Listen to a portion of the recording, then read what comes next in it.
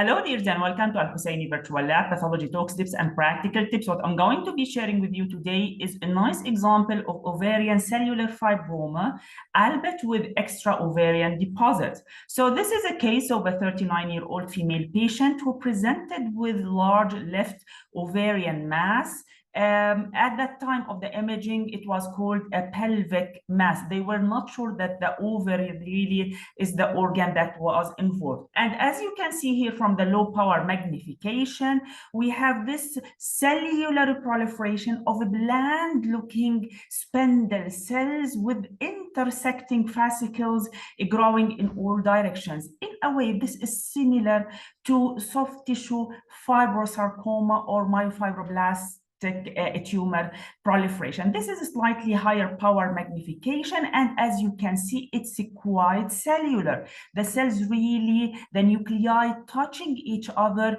There is some collagen fibers in between, but in general, the nuclei are bland. This is extremely important, and there was not much in the way of mitotic activity. Again, extremely important. So these two features, remember that we have to see or to evaluate the nuclear features, whether this is blind or atypical, and we have to look for mitotic activity within the context of a spindle cell tumor in the ovary, especially if we're talking about fibromatous tumor. Now, in other areas, the cellularity was quite less than the initially shared images, and more we see some like edema in between the tumor cells, and then we have the collagen fibers clearly seen dissecting in between the tumor, the bland looking tumor cell nuclei. Another focus where we have the collagen fiber and the bland looking oval to spindle cell nuclei. And yet another feature, I'm just showing or sharing with you several magnifications and fields from the tumor in order to give you the feeling of the appearance of that tumor. Here, more or less, the tumor looked like rounded in nuclei, yet we have collagen in between, and in other areas, the tumor cells were quite separated apart from each other, yet there was no evidence of a pleomorphic nuclei, nor there was an evidence of increased mitotic activity. And when we talk about increased mitotic activity within the context of fibrous tumors of the ovary, the cutoff is really 4 or more mitoses per 10 high power field. Remember this figure quite well. Very useful special stain, reticulin special stain. If you don't have the immunohistochemistry, reticulin special stain can help to support the diagnosis of fibromatous tumor or fibroma of the ovary because of the abundance of the reticulin fibers, and these are the ones that we saw actually on the H&E dissecting in between the tumor cell nuclei. SF1 nuclear staining that would support the diagnosis of stromal tumors in general in the ovary. In this particular case, fibroma of the ovary, and alpha inhibin was kind of focal and weak, but it was positive actually in the tumor cell cytoplasm. So all in all, the features were consistent with cellular fibroma. Now, this is not mitotically active cellular fibroma, and definitely this is not fibrosarcoma because of the bland appearance of the nuclei and the absence of mitotic activity. Now, Ki-67 was also extremely low.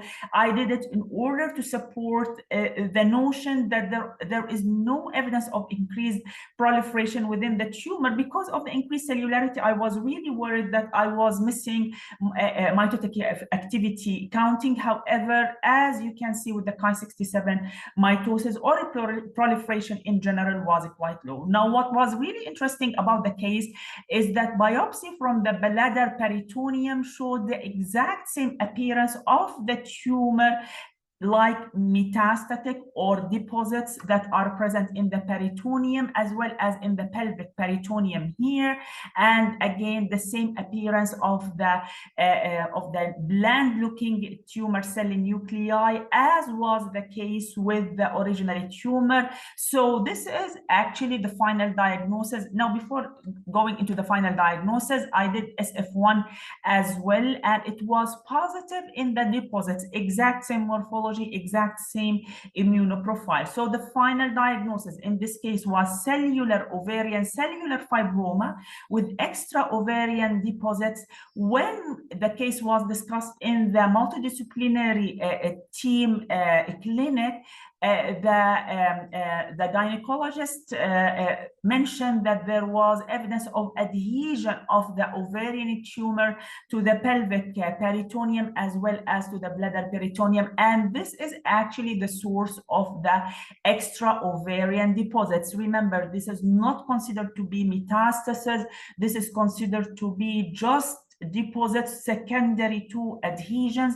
It's extremely important so that not to overcall the case, not to label the patient like with metastatic disease. Now remember that cellular fibroma, in order, we have two types. We have the cellular fibroma that is mitotically in a way inactive, in which mitosis is less than 3 per 10 3 or less per 10 high power fields, whereas the mitotically active cellular fibroma is the tumors in which we encounter 4 or more mitotic figures per 10 high power fields in the context of cellular fibroma.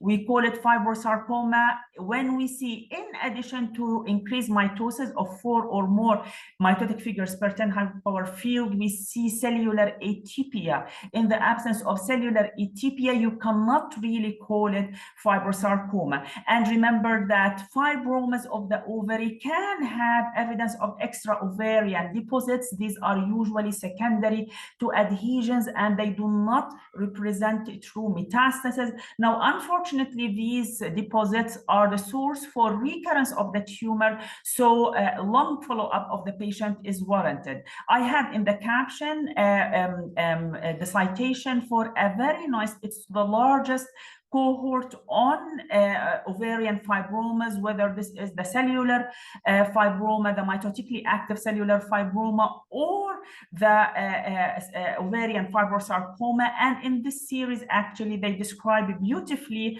the occurrence of the extra-ovarian deposits secondary to adhesions. I hope you find this tip useful in your daily practice. Thank you.